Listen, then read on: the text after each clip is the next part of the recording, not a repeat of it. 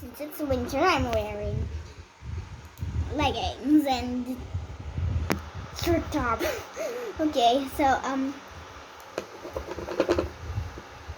that is marvelous, said the Happy Prince to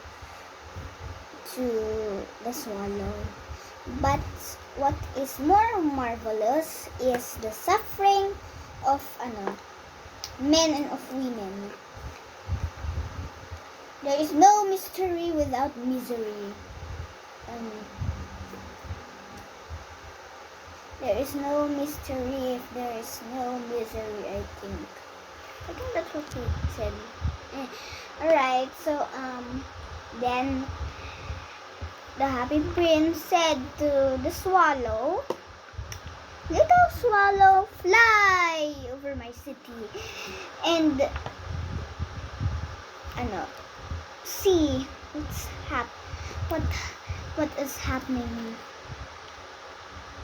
So the swallow flew over his city, and then the swallow saw what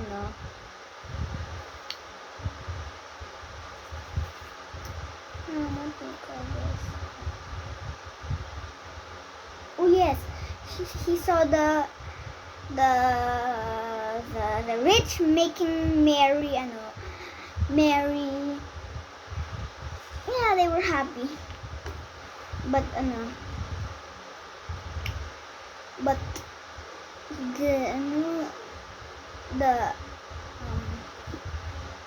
the beggars were not that happy. And then when he went to the black way, like dark way, like that, dark alleyway or something, Alright, so he saw the white faces of starving children. And then when he went to an archway and there was a bridge, he saw two little boys hugging both of themselves in their arms so that they could keep warm. But the watchman shouted, "You cannot lie there!" And then the two boys walked out into the rain. Then after seeing this, the swallow flew back. Or I told you I was gonna call the swallow Roger, so let's call him Roger. So Roger flew back to the Happy Prince, and he told the Happy Prince what he had seen. And then the Happy Prince said,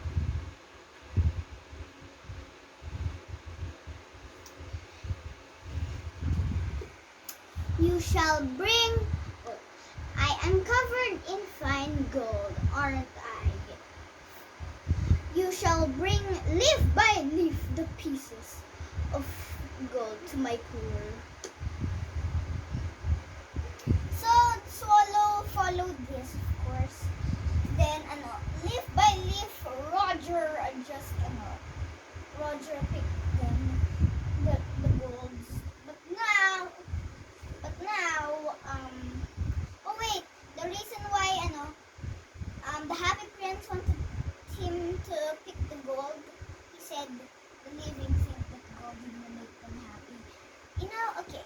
And then Roger picked all the gold, leaf by leaf, until the swallow looked quite dull and gray. Or heavy too. Yeah, and then Roger went back to the poor, and the children's faces grew rosier, and they laughed and they played games in the street. Then they cried, "We have bread now!" So then came the snow. And then after the snow, there was the frost.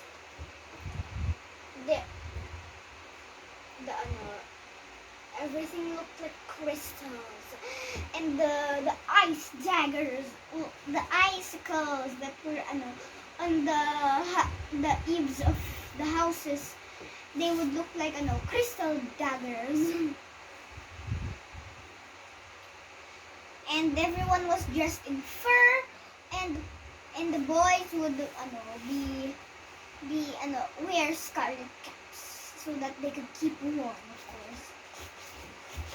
Day after day, the swallow grew colder. Well, the swallow just grew colder, like water grew colder. And then like like while he was with the prince, he would take the crumbs from the door of the baker when the baker was not looking, and he would bring it to the prince so that they had something to eat, of course. And when he knew he was about to die, and he only had the strength to go up to the prince's shoulder for one last time, he said, well, he murmured, "Goodbye, prince. I shall go back to Egypt. Will you let me kiss your hands?" Yeah. Did he say that he will go back to Egypt? Well, he just said goodbye. Yes, he just said goodbye. Okay, so then the prince said, "I am glad you're going to Egypt now. You have stayed here for too long." Then the prince said, "You shall kiss me on the lips, for I love you." But then the swallow said, "It is not to Egypt I am going. I am going to the house of death. Death is the brother of sleep, is not?" So Roger, the swallow, kissed the happy prince on the lips, and then this happened. So Roger fell down onto his feet, onto the happy prince's feet, dead. And then after that, there was a curious sound in the happy prince, inside of the happy prince, or the statue. Felt like something had broken. But yes, something had broken. It was true that the happy prince's leaden heart had, well, broken into two, into a half. And, well,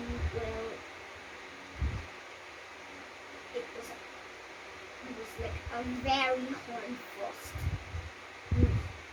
Yeah.